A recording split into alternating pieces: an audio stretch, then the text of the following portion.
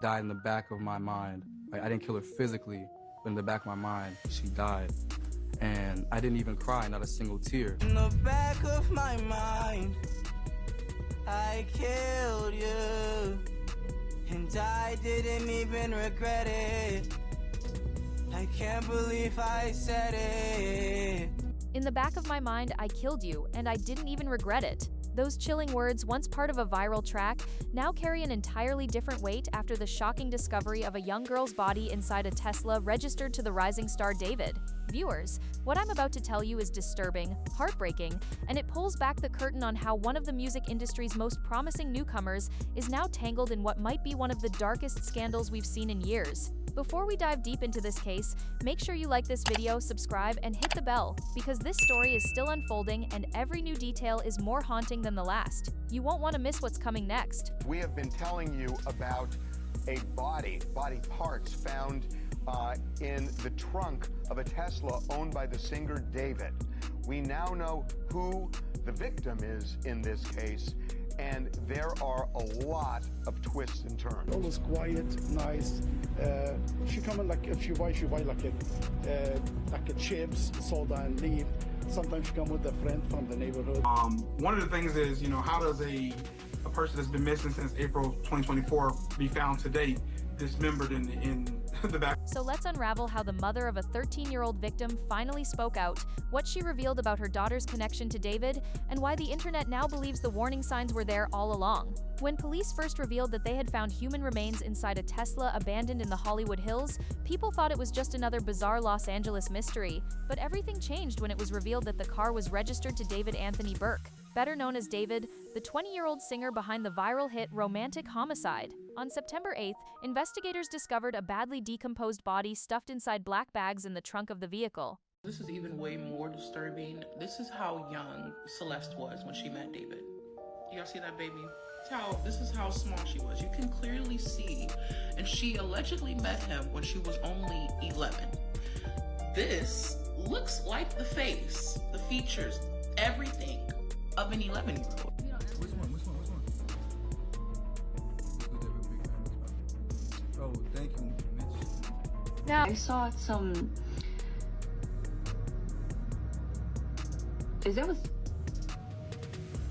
Right.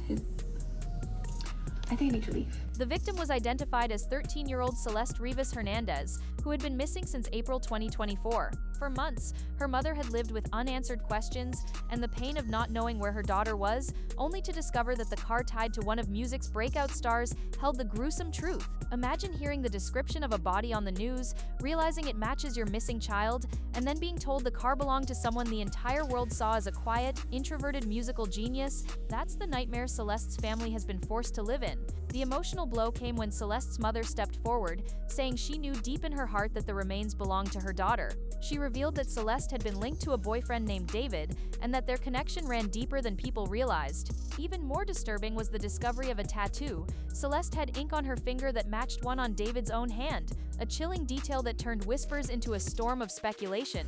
The grieving mother spoke not only of her loss but also her anger, criticizing the system for failing her daughter.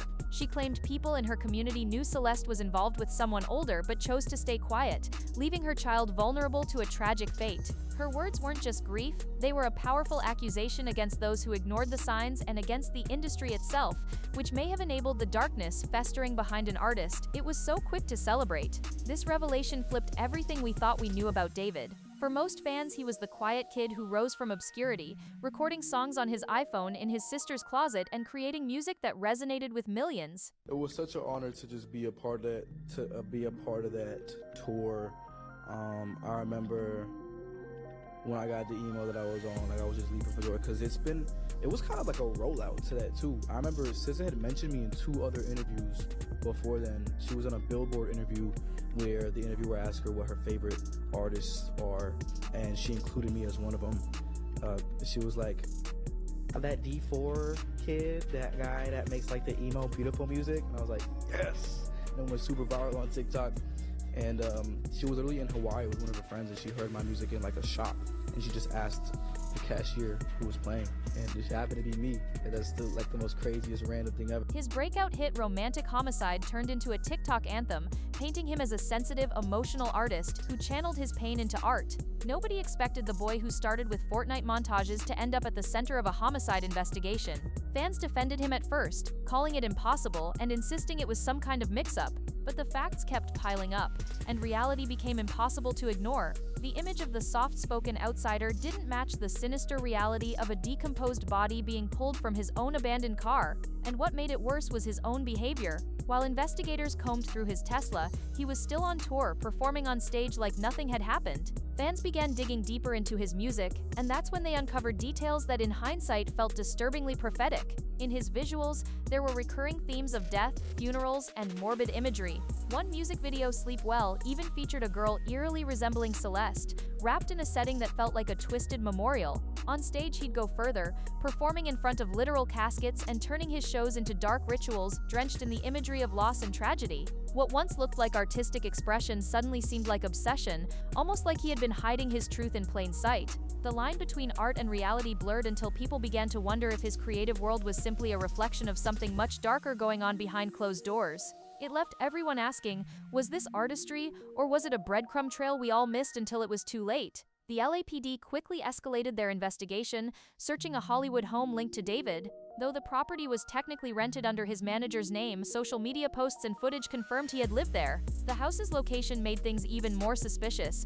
It was just a short walk from where the Tesla had been dumped. Detectives carried out computers and evidence bags, suggesting there were digital and physical links to what happened. Reporters even noted that the car seemed to have been maneuvered through back alleys, possibly to avoid traffic cameras, pointing toward a deliberate attempt to hide something. For anyone still clinging to the belief that this was a misunderstanding, the police activity around his home erased those illusions. This wasn't random, this was calculated. And with every piece of evidence collected, the picture of David as an innocent outsider grew darker and harder to defend. The fallout was immediate. Brands like Crocs and Hollister, which had partnered with him in campaigns, quickly severed ties. Collaborations were quietly pulled from streaming playlists, and artists who once co-signed him distanced themselves as if they didn't want to risk getting dragged down too. Even Kate Uiz, who had a track with him, announced she was in the process of removing it, making it clear that the music industry itself was no longer willing to stand by him. When brands and artists start cutting ties, it usually means they know more than we do.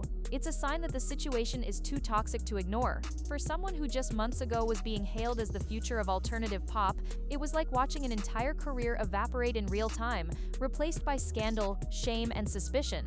But the internet wasn't done digging.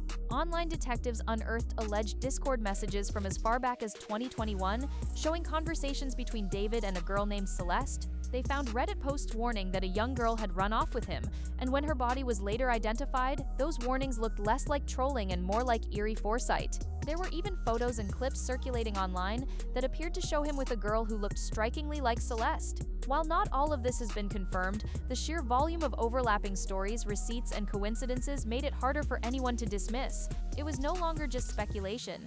It was a growing mountain of evidence that something terrible had been happening right under everyone's noses.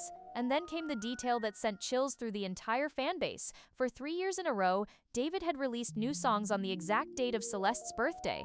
Not once, not twice, 3 times. Fans went back through his release history and couldn't ignore the pattern.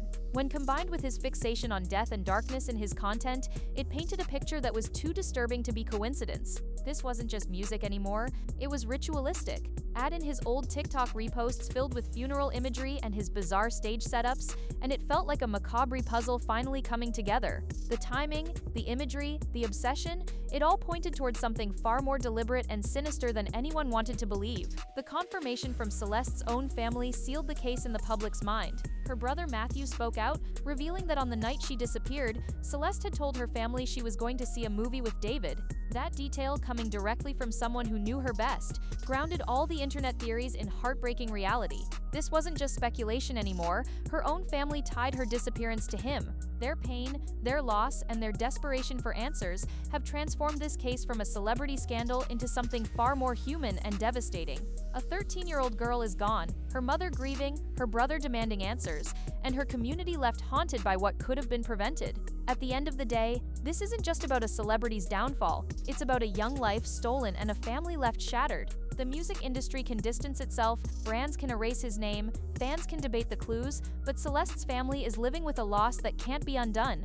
Her mother's voice, breaking as she asked why no one stepped in to save her daughter, cuts through all the noise. It forces us to ask ourselves, how many warning signs do we ignore until tragedy strikes? Was this all hidden in plain sight? And most chilling of all, what else is still waiting to be uncovered? Until the investigation gives us the full truth, this story remains a reminder of how fame, power, and negligence can combine to hide horrors we don't want to believe are real. And yet the deeper you look into this story, the more unsettling it becomes. Because beyond the immediate horror of a child's life being cut short, there are bigger questions about how someone like David could rise so quickly without scrutiny. The music industry loves a prodigy. It loves the story of a misunderstood outsider making art from his pain. But sometimes that narrative blinds people to what's really happening. Did labels, managers, and collaborators ignore red flags because they wanted the next viral sensation? The eerie coincidence of his music dropping on Celeste's birthday for 3 years straight wasn't something that should have slipped through the cracks. His stage shows filled with caskets and death-themed imagery didn't set off alarm bells in an industry obsessed with marketability.